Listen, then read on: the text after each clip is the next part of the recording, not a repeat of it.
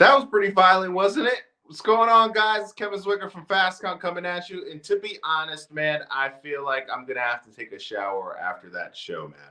If you are a individual who finds gory wrestling and blood and guts and all those type of things to be your kink, this was the show for you. This show, AEW All Out tonight, man, was one of those shows that if you really want to put AEW in a box and say, here you go into this nightly neat package for somebody to digest and say, this is the type of product that you're going to be getting when you tune into an AEW show. This was the show to show them. I'm going to be honest with you, man. Me personally, I'm not the type of individual who enjoys the blood and guts and all those extreme different type of things, kind of like on a GCW vibe. That's just not my thing. But this was a show that I honestly felt was extremely enjoyable. And it was one of those shows that going into it, my expectations were pretty low. This turnaround from All In to All Out was very short. So it was one of those things where I knew that the graps was going to be there. But storyline progression-wise, I thought it was going to be a show that really wasn't going to have a lot of meat on the bone.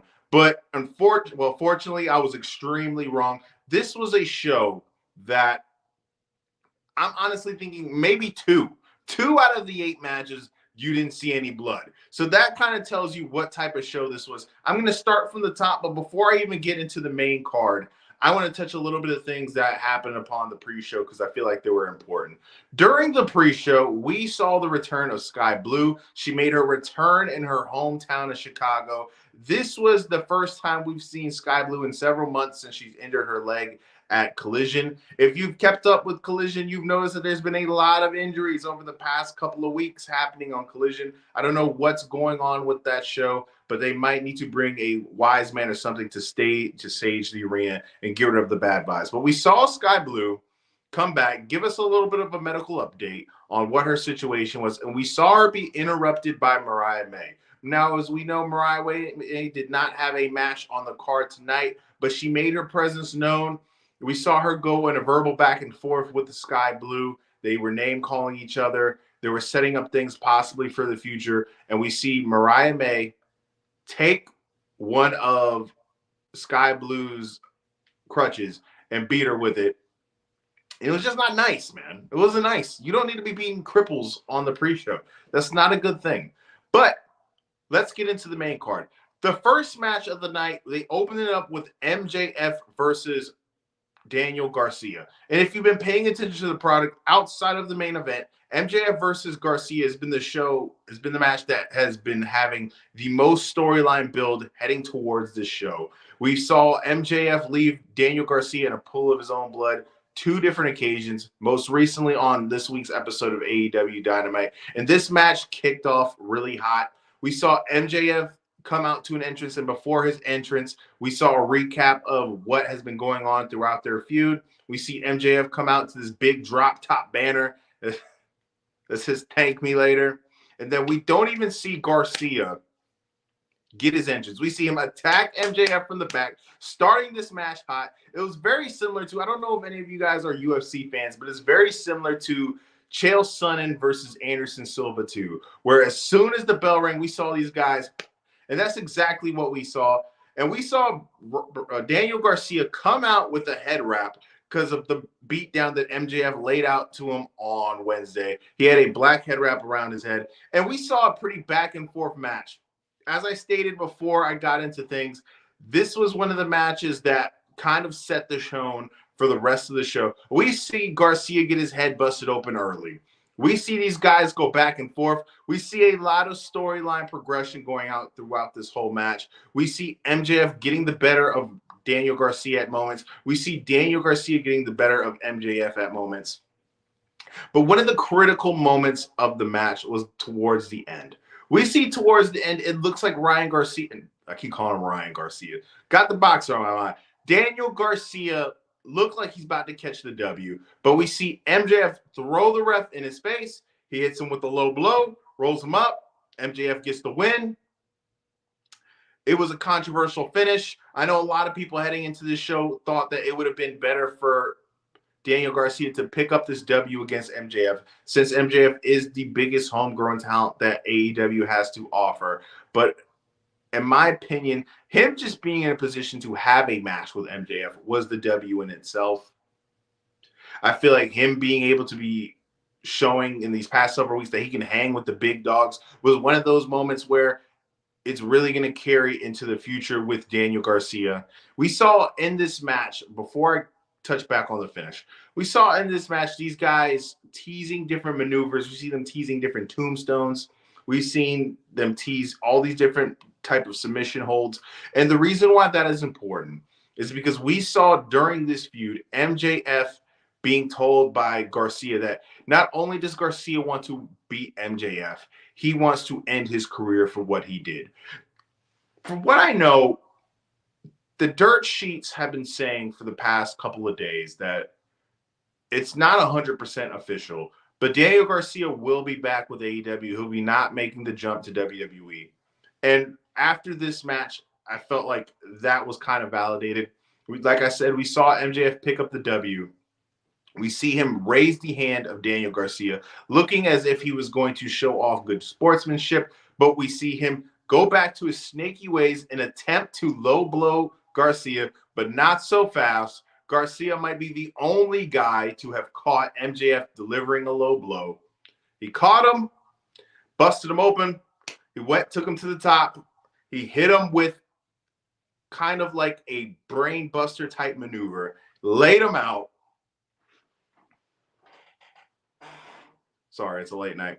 Laid him out and got his get back. And that was probably the most important thing of the night. It makes Daniel Garcia look strong. MJF doesn't have to take the L. So I feel like it was probably the perfect solution to what these guys needed. And honestly, I don't think either of these two guys lost anything. MJF didn't lose anything by getting his freaking brains smattered by Garcia. And Garcia didn't lose anything by losing to MJF. He also got his get back. So he looks strong in this situation. And I feel like it was a very productive match for both of these guys. We're going to go get into the second match of the night. This was one of the matches that was probably my least favorite of the night. And that was the Young Bucks versus Claudio and Wheeler for the tag team championship. We've seen the Bucks, and in my opinion, lose a lot of steam ever since that match with Sting and Darby Allin in Greensboro that I happened to be lucky enough to attend. And the reason why I say that is because this storyline that they've been having where they were supposed to have this hostile takeover of AEW similar to NWO, I feel like there's too many plot holes in that storyline. First, when they laid out Tony Khan, all right, they are the EVPs. Technically, they are front office, but they are a notch below Tony Khan. Once it was shown that Tony Khan is still backstage in that neck brace, in my opinion, every single thing that they had in that storyline kind of went to the wayside. Because if we're just thinking with reality, and I know that wrestling is one of those things where you need to sit there and suspend your disbelief. But in reality, if the Bucks were making shots, if they were calling shots where they were putting themselves in positions where they were the people that were going to be putting themselves in positions where they could be taking advantage of the roster, they could be cutting the line and getting themselves title matches, they can be putting themselves in a place where they don't have to follow the rules like everybody else. Technically, with Tony Khan being back there, would he be able to overrule every single thing that they do? And I don't know what was the point of bringing in Danielson to be this mouthpiece, not Danielson, bringing Christopher Daniels to be this mouthpiece of Tony Khan when Tony Khan is back there. If Tony Khan wasn't back there, it totally makes sense in my mind. Okay, you need somebody to represent him since he's not in the building. But with Tony Khan being back there, Daniel's position is just mute. It makes no sense. So that's why they've lost a lot of steam when it comes to their heat coming into this match. The BCC, they are coming off of a Trios Championship win with Pac, and that'll be played into something later on throughout the show. But before I get more detailed into this match, I'm going to go to the comment section. We have Salty Grampy 2367. I think Mox killed Danielson. You jumped with the horse, man. I'm going to get into that. don't be an eager beaver. I'm going to talk about that. We also got him stating that I think the match might be okay with Blue and Mariah May. I think so as well. I don't know when Mariah May is going to, not Mariah May, when Sky Blue is going to be coming back.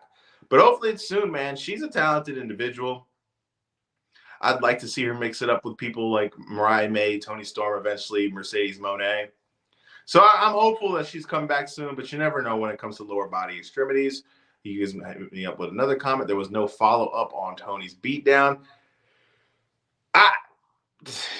I think they kind of bungled that storyline. I know every single wrestling promotion tries to recapture the NWO in some form or essence, and it never really works out because it's one of those storylines where it's like, even if you think about that storyline, after a while they bungled that storyline. You know, after a couple of months, I don't know what was the point of it. So I agree with you. They bungled that storyline, and it's a storyline that I really had no interest going into it. This match, the crowd was kind of quiet going into it because we just got off of a hot match with MJF and Garcia, and I feel like the crowd kind of knew that there was a lot more things to come, so they wanted to save their energy for the bigger matches. This is a match that was pretty non-consequential. We see the Bucks retain.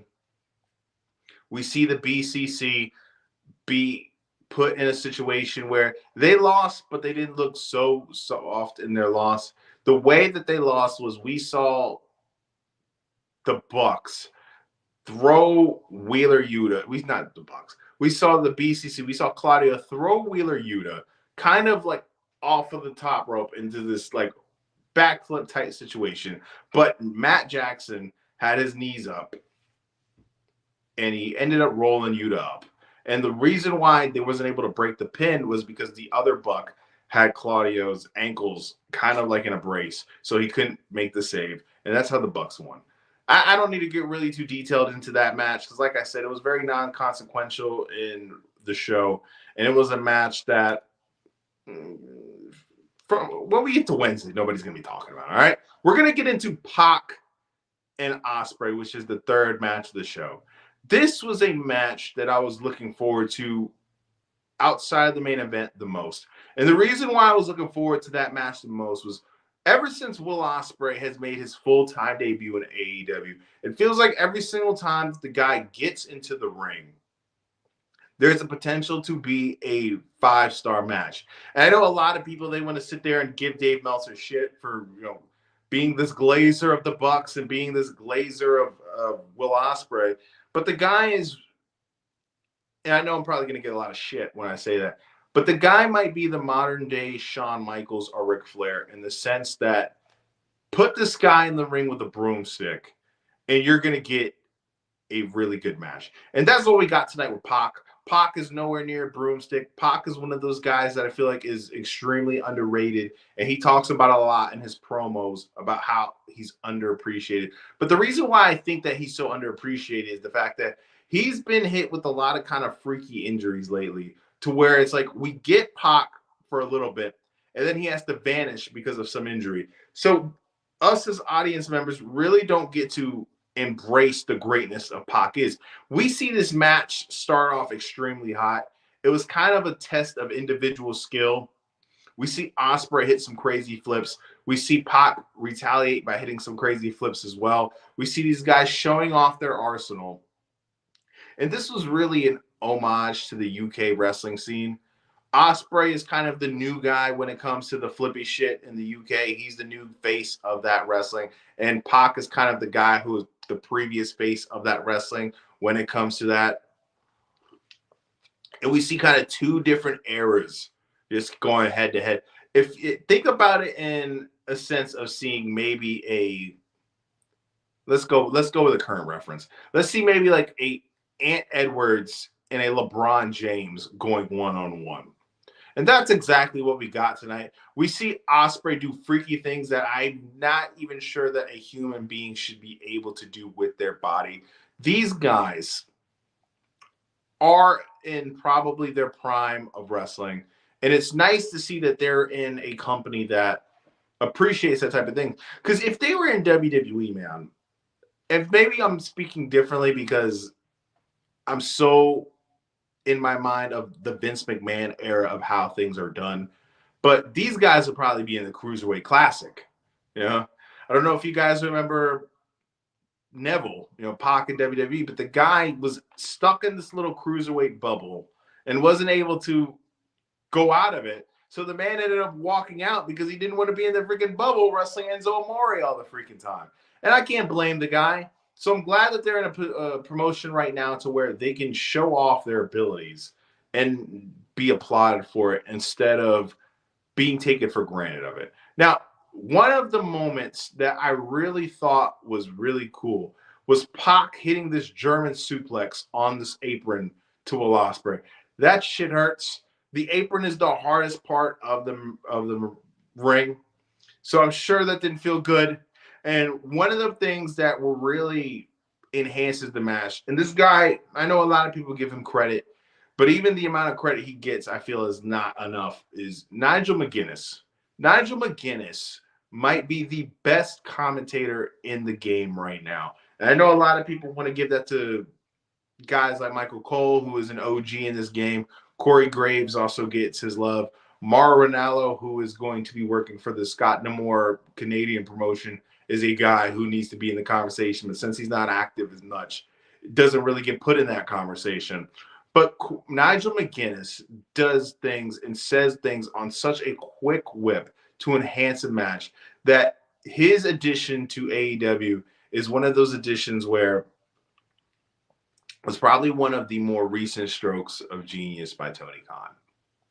But we get into this match with Ospreay and Pac, and this was one of the very rare matches. Well, never mind, it did have some blood. Will Ospreay did cut his head open. So I was about to say this wasn't one of the matches that there was blood involved, but I'd be lying. There was blood, minimal blood, but there was blood. We see Will Ospreay get the win, but one of the more interesting talking points of this match is we see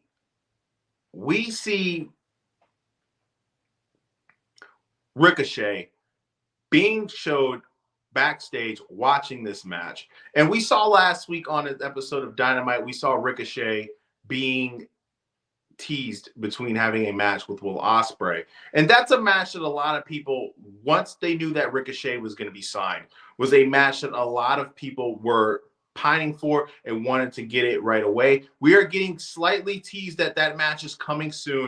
And it's a match that was one of the matches that really brought me back into wrestling. It's a controversial match. A lot of people, they love it. A lot of people don't. But check it out. It was their last match that they've had. It was one of those matches that got guys like Bischoff and Cornette really in their feelings. But it's a phenomenal match. Before I get more detailed into the card, I'm going to go into the comments. We got Logan James, Cody Rhodes versus Solo Sikoa cage match. Needs to respond to Hangman Page and Swerve's cage match. Dude, when you say respond, what do you mean by that? Because if you're talking about respond when it comes to like the level of violence, that's not going to happen. You know, the things that AEW does and WWE does when it comes to gore and violence are just two totally different things. I can't see, and I'm going to get deeper into that match once we get closer to it, but I can't see the things that they were doing in this cage match. I can't see Cody Rhodes and Solo Sikoa doing. But if you're talking about just match quality, like they're putting on a match just as good, there is a possibility. Now, I'm personally not a big fan of Solo Sikoa's in-ring work, but Cody Rhodes, in my opinion, doesn't get enough respect for his in-ring work, so he could carry him to a good match. But let's just see, man. I'm excited for that match. After that show, I'll do a review for it. I'll do a review for it. But anyways, after we see Will Ospreay catch the W, we see him be teasing later on in the show another confrontation with Ricochet. And we see Will Ospreay talking about how he respects Pac, how he's ready for the next challenger. And then we see Ricochet confront him, asking Ospreay, confront him for talking all this shit, sitting there saying, what's going on? I'm right here. And then we see these guys set up a match, and we see Will Ospreay, kind of little homie Ricochet, was saying, collect some wins, get out that suit you got on, man, get in the ring, and then we'll talk about this match. That is a match that's cooking in the crock pot, and I'm excited for it, man. Next, we're going to get into Willow Nightingale versus Chris Statlander in a Chicago street fight. Before this match even starts, we see Chris Statlander and Stokely Hathaway come to the ring. We see Stokely in a belly tribute shirt. And we see them come to the ring, and we see Stokely with a steel cage, with a steel chair. And in that steel cage, we see New Jack's logo. If you don't know who New Jack is, man, that is ECW legend New Jack.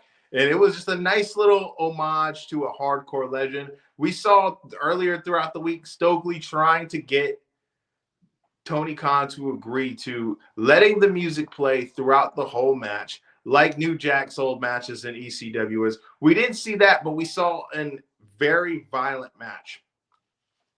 Once we got to this match, going in my head, the only thought process was, we're seeing a lot of violence in this match. We're seeing a lot of blood and gore. We're seeing a lot of different toys. We're seeing all these different crazy spots. And the only thing that was going through my mind was, if we are getting all this crazy stuff in the fourth match of the pay-per-view, what will we be getting in the main event?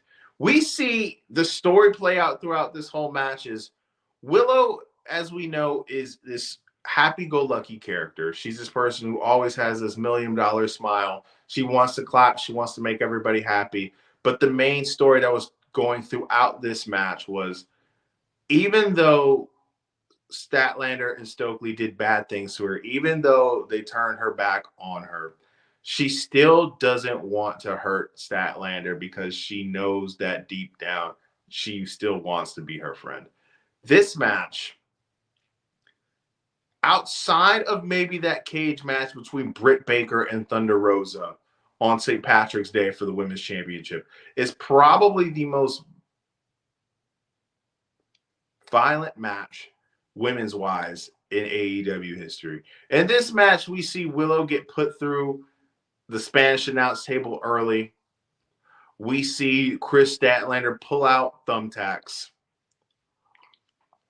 And once the thumbtacks are pulled out, man, I thought there's all hell was going to break loose. We see a chain, one of those chains, those dog collar type chains we pulled out in this match. We see the steel chair obviously be put into play. We see Stokely get put into play. We see Chris Statlander and Willow Nightingale rumbling throughout the wearing apron. We see Chris Statlander, once she gets the upper hand of Willow Nightingale, tell Stokely to go get the stuff. And when he got the stuff, he brought out an old school ECW type garbage tank. And that had all the traditional toys that ECW had. And we see Chris Statlander about to hit Willow Nightingale with a barbed wire bat. But before we can even get that, we see Willow Nightingale hit Chris Statlander in the head with a bunch of light tubes. Now, I'm all for using weapons in wrestling, all right, to an extent. But the one thing that I draw the line at when it comes to hardcore wrestling is, I'm really not a fan of light tubes being involved. When I see light tubes being involved, man, that's just, it gets me squirmish. Because honestly, the dangers that come along with that, I don't know if any of you guys have seen the Dark Side of the Ring episode that featured Nick Gage. But we see Nick Gage being involved in a GCW match. And he gets hit in the side with one of those light tubes. And the light tubes, one of the shards, kind of breaks into his side and stabs the guy. And he almost bled out in front of everybody. But they had to make an emergency landing because of those light tubes. So I'm not into seeing people actually literally die in a ring. And that's just not my jam. But this was a match where, like I said in the beginning, you had that story going throughout the match that Willow didn't want to hurt Statlander, but she was being forced to because deep down she still wanted to be friends. And that's what kind of caught Willow at the end. Willow took the L by having Statlander take that chain, wrap it around Willow's neck, choke her out, and that was it. Statlander got the W. Going into this pay-per-view, I was very surprised. I thought Willow was going to catch a W. So I don't know where this leaves Willow now, but we will find out, and it's a big W for Statlander. I'm going to go back to the comment section. Salty Grampy says that won't happen in the E. We'll let them work the same. probably talking about the cage match, and I agree. Got mommy's daycare. Hey, let me take care of some housekeeping business before I go further into the wrestling. If you are in the Fayetteville, North Carolina, Spring Lake, North Carolina area, and need how children to be watched, if you need daycare services, mommy's daycare is the place to be. It is a 4-star facility. It has been in business for 20 years. They are a bilingual daycare. They have one of the most affordable rates in the whole area. They've also now introduced a drop-in service where if you're not really looking for a full-time commitment daycare, looking more of a when you need type situation, that is a service that they offer now. It's very affordable. It's one of those things where it's very convenient if you need a date night, you need a gym night, or if you just want to lay in the couch and be kid free. They are the people to go to. They are one of the most respected daycare facilities in the area, and I highly recommend them. And they are a friend of the Fast Count. Again, it is Mommy's Daycare Center, and they are located in the Fayetteville, Spring Lake area. Just Google them, and you're going to see as many stellar reviews as you want. So we're going to go into the 5th match of the show. And the 5th match of the show is the Fatal 4-Way for the Continental Classic. And before I go there, I'm going to go back to the comment section. We got Logan James. Will Ospreay is best wrestler of all time, even better than Bryan Danielson, in my opinion. That's hard, man. That's hard. We're talking about a lot of great wrestlers. That statement is kind of tough, man. Are you saying that he's better than Shawn Michaels? Are you saying he's better than Bret Hart, Ric Flair, Kurt Angle, Danielson, AJ Styles? It's tough. He's in the conversation. All right. I can't right now just anoint him as the best wrestler of all time, man. But I'll tell you this much. If I needed a wrestler to put on a good match and I needed my life on the line, and I said, I need this one wrestler to put on a good match. If not, I'm going to die. Will Ospreay might be that guy, man. Will Ospreay is definitely the best in-ring wrestler right now at this moment, in my opinion. But we're going to go into the Fatal 4-Way for the Continental Championship. We got Okada. We got Mark Briscoe. We got OC, Orange Cassidy. And we got Takeshita. This match was one of those matches where we got to see teasers for later. We saw seeds getting planted. And the seed that is getting planted the most, that has gotten the most people excited, is Okada and Takeshita. Personally, this is a dream match for me. These are two guys who, of course, we know how great Okada is. He's had plenty of classics. He's one of the only guys, modern wrestler right now, that is in the Wrestling Observer Hall of Fame. Okada is just one of those guys who is a living legend and is honestly a treat to watch right now. And Takeshita has been one of those guys who's like right there. Like he's bubbling up on the surface layer, but just hasn't popped. His match with Will Ospreay at Revolution, which I was able to be a part and see, was freaking crazy. He beat Kenny Omega at All Out last year. That was a great match as well. We've seen him have matches with Moxley. He's just coming back from being in the G1 and New Japan. So that is a match that's being teased throughout this match. And we saw a couple of occasions where they were in the ring by themselves, and they always kept getting interrupted by whether it was Mark Briscoe or Orange Cassidy, but you felt it, and the crowd felt it, man. The crowd felt the excitement. They felt the energy between these two, and we will get that match eventually. We never got that match in Japan because, of course, if you know, Takeshita's a DDT guy and Okada is a New Japan guy. So they never really crossed paths. But this is a match that down the line will be box office. My only concern with that match is, and they could work around it, but, you know, they both speak English. And they both speak English perfectly fine. But as we know, it's not their first language. So it's going to be kind of hard to see that back and forth on the mic. They could probably just use subtitles and they both speak Japanese, and that'd be perfectly fine as well. But that is a match that I'm looking forward to. We see OC take the pin. I don't feel like it was ever in doubt that Okada was going to retain. This is really just a match in my mind to tease that future match with Takeshita. And we got that. We saw a few spots that was pretty nice between the two. But that was really the main thing. It was a tease between the future matches. Gonna go back into the comment section before I get into the next one. Top 10 for sure. Salty Grampy says, talking about Will Ospreay. Salty Grampy also comments, I really want to see that match. They better not waste it on a random Wednesday night. I agree. Takeshita versus Okada is a pay-per-view match. And I am enjoying what they're doing with Okada. Okada's been very funny. I like the bitch thing. I like the middle finger thing that he does. But let's be real, man. This guy, and he's talked about it since he came into AD. This guy's a Ferrari, all right?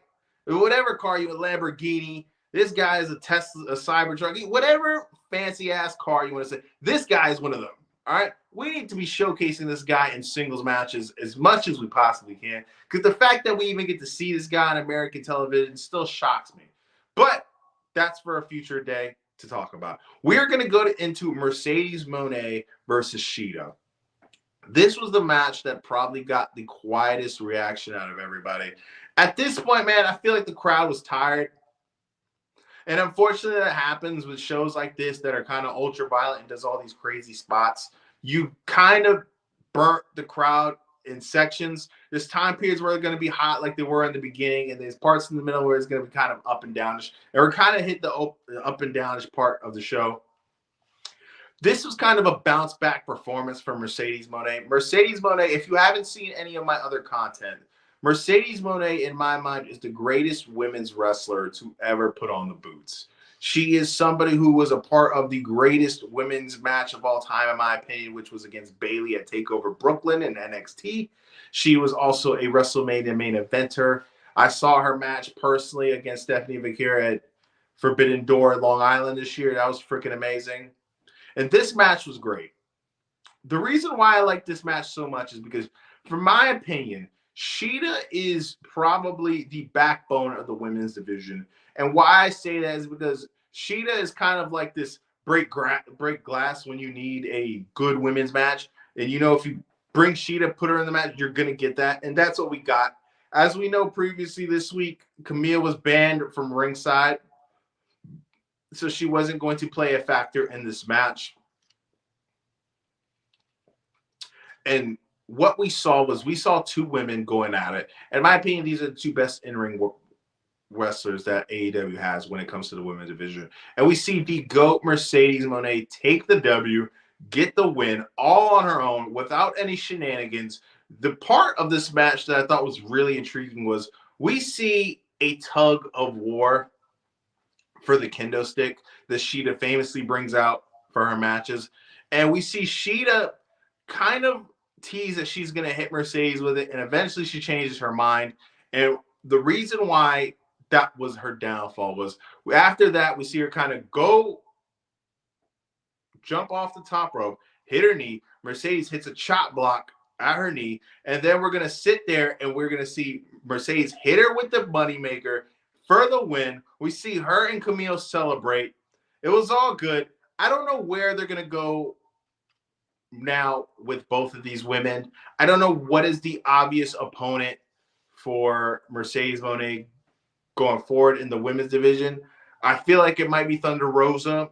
That would be a good match. But right now, it's kind of in parts unknown. I feel like eventually the money match is going to be between her and Camille.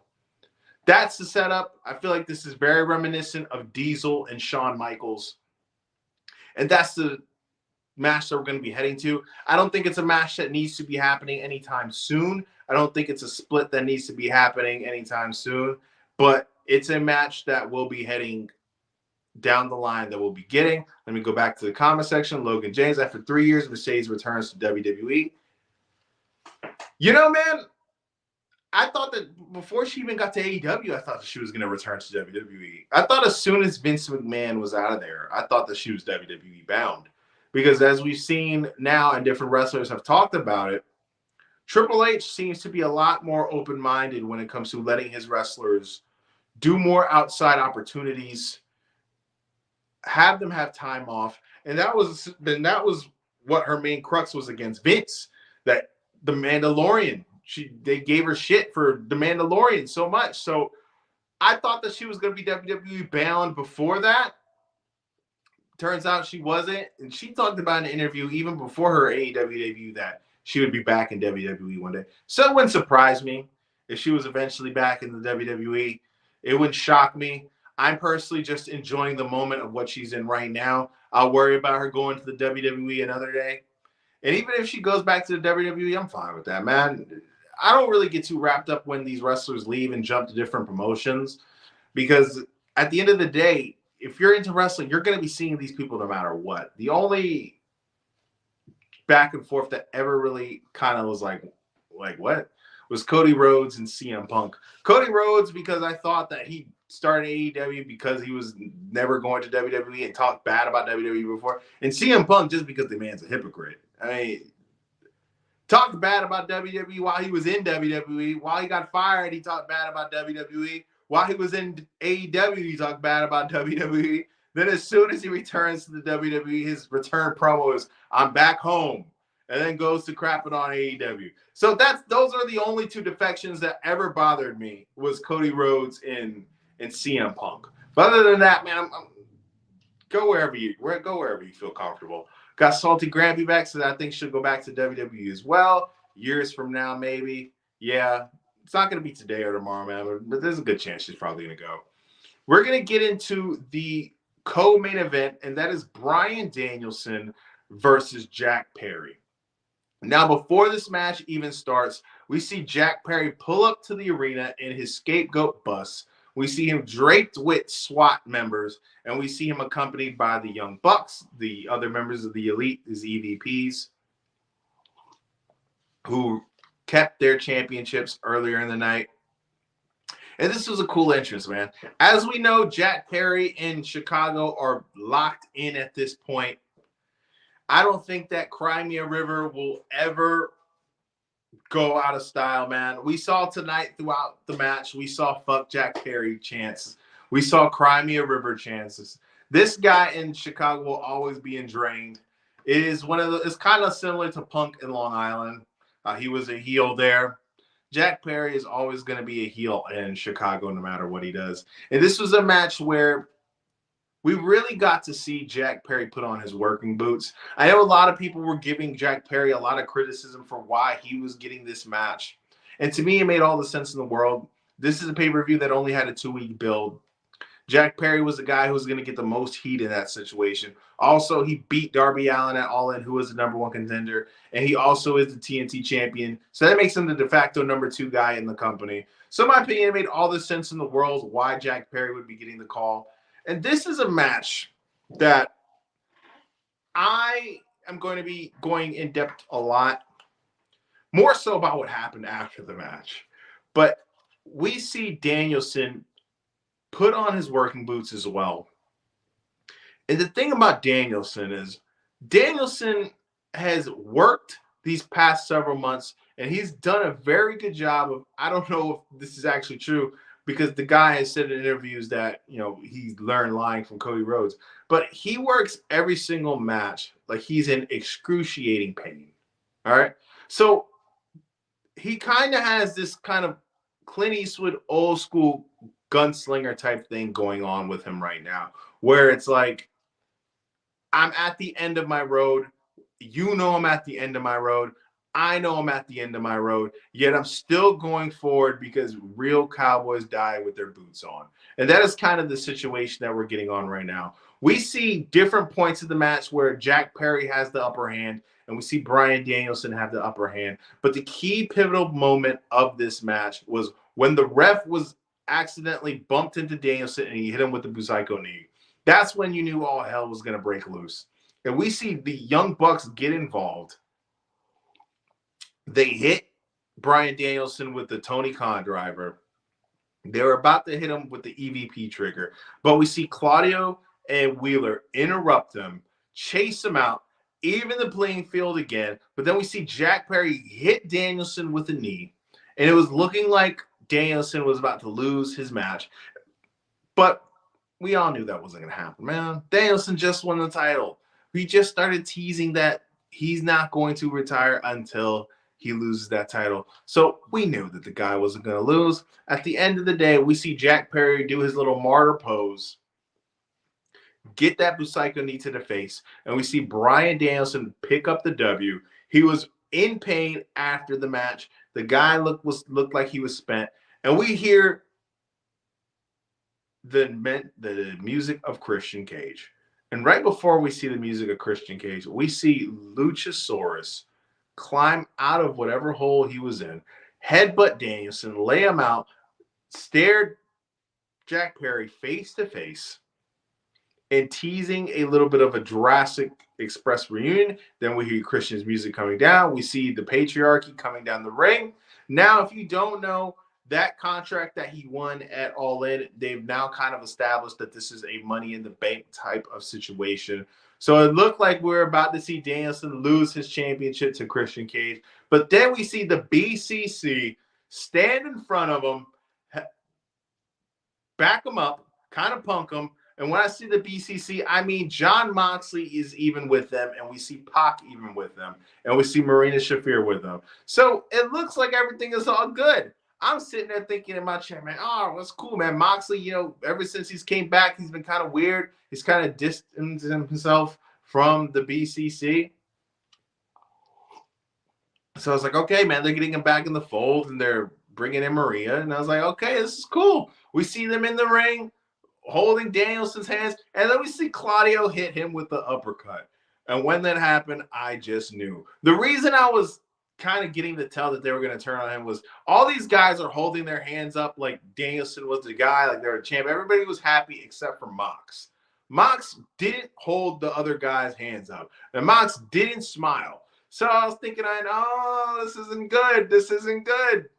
But we see Claudio uppercut Danielson, and we see Danielson laying on the ground, kind of surprised, like what? And then we see out of nowhere, and this is one of the funny things about wrestling, man. It's like if we see these things in real life, these people would be put in jail. But since it's on wrestling, it's not weird. This guy, Mox, puts a plastic bag over Danielson's head and starts choking him out.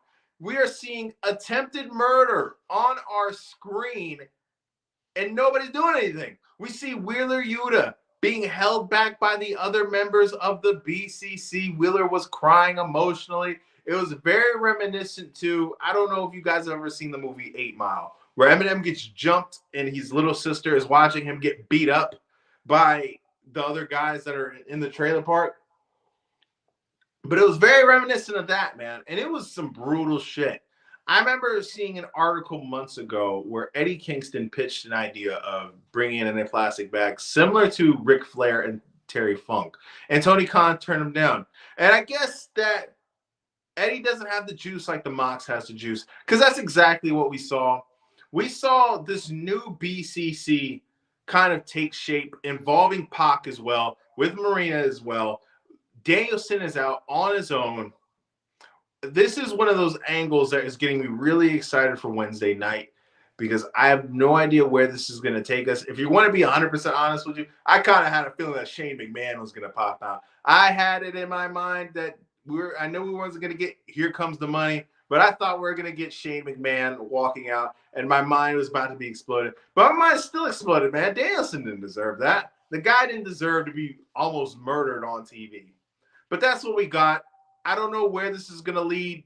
We'll get more answers on Wednesday. But we saw Wheeler Yuta, after all the BCC guys walk out, comfort Danielson. We saw them putting the oxygen mask on him, and we saw them wheeling him away. But we almost saw a man get killed on All Out tonight. I'm going to get to the comments a little bit right now. Salty Grampy says, again, not a fan of Chicago Phil. He's definitely an acquired taste. I'm enjoying heel Jack Perry. I think this is his best work that he's done. Salty Grampy also says, I've watched wrestling for 50 years, and I've never seen anything like it. That was some crazy shit, wasn't it? That was some crazy stuff. And the funny thing about it, man, is every single match that they had, the violence level was getting ramped up.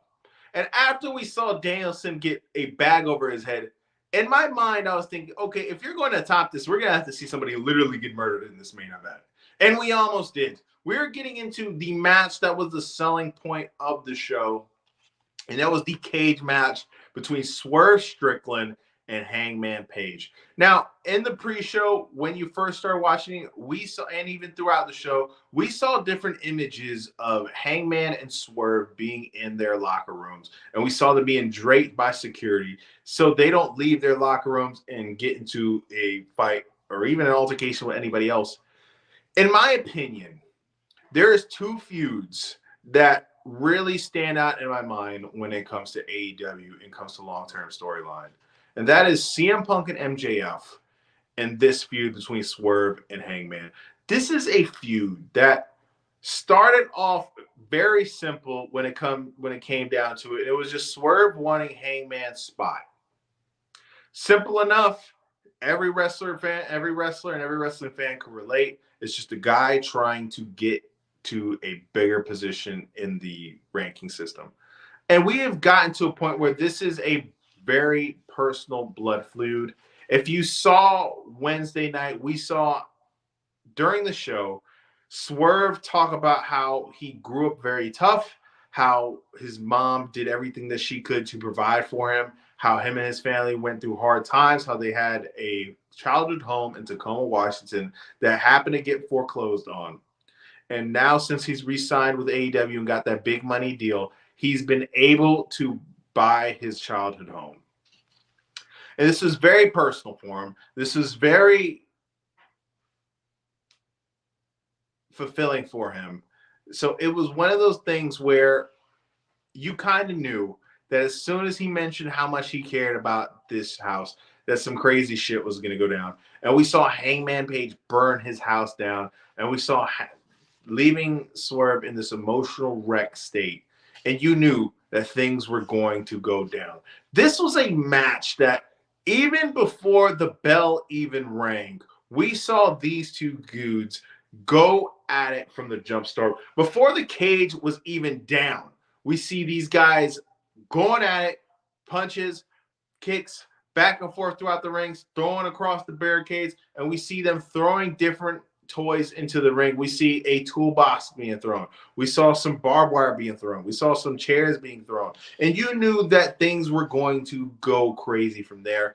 We see these guys, as soon as the cage is lowering down, we see them trying to hold themselves towards the edge, basically making it so if that cage would have came down on them, those guys would have got beheaded. And and the way this pay-per-view was going down, man, I wouldn't have been surprised if somebody would have got beheaded. But this was an extremely violent match, man.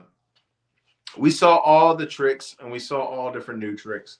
We seen in the opening moments of this match, we see Hangman pull out of this toolbox, pull out a staple gun, and he starts stapling Swerve's chest. We see all these different staple marks in his chest. It was kind of gross. And while we saw these staple marks get in his chest, we saw Swerve not being affected, not one iota. We see this man just eating those staples, man. We see him pulling them out. And then we see him get his hands on that staple gun, and we see him stapling the hell out of Hangman Page. And while he got Hangman on the page, and this was probably the most interesting moment of the match for me that really got my attention and was one of those moments where I was like, this is freaking brilliant. Swerve reaches into his trunks, and he pulls out what looks to be family photos from the wreckage of that house that Hangman burned down. And he takes those family photos and he staples them all over Hangman's body, and he staples one on Hangman's face, which you knew was really freaking painful. And that was just, cinema. You guys know that meme with Marty Scorsese, that black and white, where just sitting back there and he's like, cinema? That's what that was. That was extremely poetic, man. And one of the pivotal moments of the match. Now, one of the things that, if you noticed, was kind of peculiar was, Hangman's finishing move is the buckshot lariat. He has to get some hang time. He has to kind of have space to hit it. And he really didn't have any space to hit that move based off of the space that was given in that cage. But so you kind of felt like, okay, how is this going to end? And once we knew that the buckshot lariat wasn't going to be in play, you kind of had a feeling that something was going to go down in this match to where it was either going to be a win by knockout or a win by submission. But that's further down the line, man. We see chairs being used in this match, man. But one of the things that was really freaking crazy was we saw out of that toolbox that was brought into the match, we saw a cinder block. Now, if you've kept up with AEW's products for a long time, we know that a cinder block is synonymous with Swerve. We saw him bring out that cinder block on Keith Lee and bust that thing all over his chest. No, did he? And it was just, once that cinder block was brought, you knew some bad things were going to happen, man. We saw an Alabama slam being teased on that cinder block. We saw a tombstone pile driver being teased upon that cinder block. We saw all these different type of violent, critical maneuvers being teased on that cinder block. But the cinder block came into play, man. We saw that cinder block being dropped on Hangman's back. And once we saw Hangman being dropped on his back on that cinder block, I thought, oh, man. I thought, oh, man, maybe he missed. But nope. They did a zoom in, and you saw his back scraped up. That man he got hit on that cinder block, man, and you know that shit had to hurt. Let me pause between me going deeper into the match and address something. Like and subscribe if you're watching this, man. Liking the video really helps. If you're not subscribed, please subscribe. It helps the channel in more ways than you even know, and it's free. So let me go into the comments before I get a little bit deeper into the match. We got Salty Grampy saying this is absolutely nuts. I agree. We got him also saying this storyline could honestly go on and off for years. It wouldn't surprise me, man. We got a current storyline in the WWE. The Bloodline has been going on for almost 5 years. So it's not unprecedented for a storyline to be stretched super far, especially in modern times. So they could go. One of the things that really, well, I'll talk about that after. One of the things I do have kind of a fantasy booking type idea for it, but it could go on for years. Hit that like button. It's true. Hit the like button. It really helps. But this match, you've seen the storyline play out through this match that you've seen play out through the whole time, was a guy getting deeper and deeper in a state of madness. And that is what we saw with Hangman Page. That is a story that is super, super interesting in the fact that this is a guy that from the beginning of AEW was just happy-go-lucky type cowboy. He didn't really have any problems with anybody outside of CM Punk. But this is a guy who everybody seemed to like, man. And it's just, we see him go crazier and crazier. And if I saw it on Twitter, and I thought it was very interesting. If you saw the posters throughout the feud that they've had from match to match to match, we see Hangman's facial features go from normal to angrier and angrier throughout this feud. And that is just a nice touch.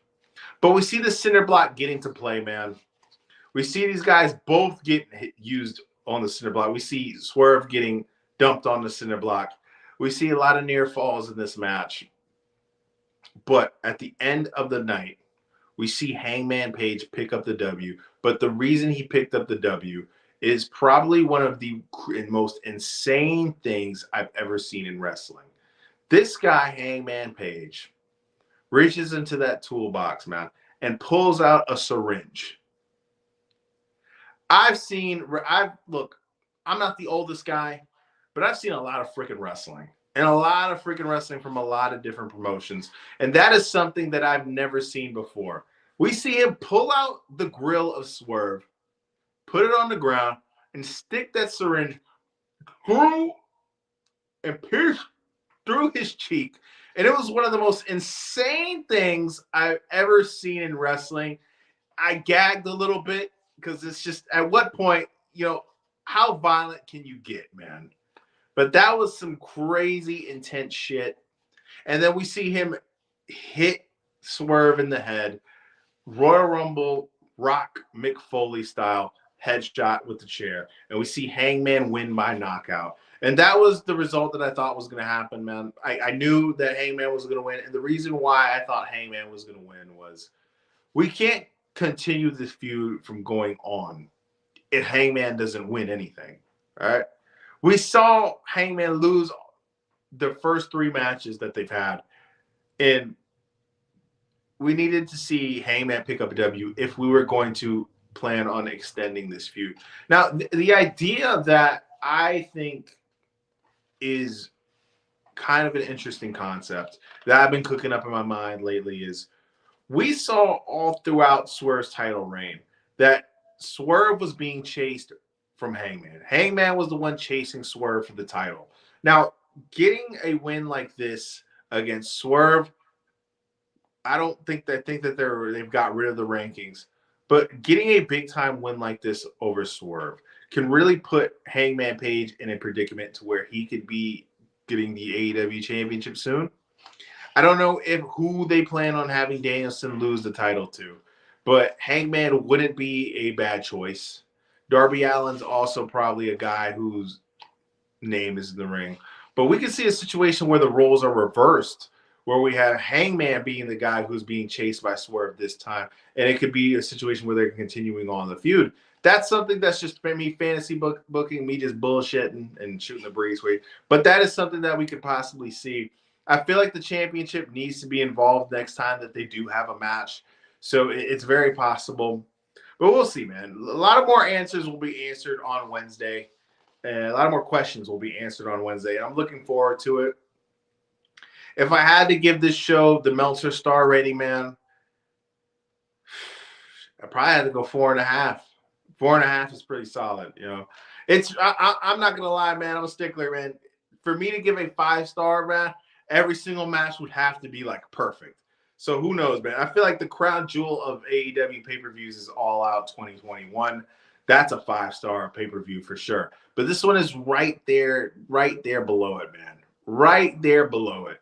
But so I'm gonna give it 4.5 stars. I'm gonna answer a few more comments before I head out, man. It is freaking late and I need to get some sleep.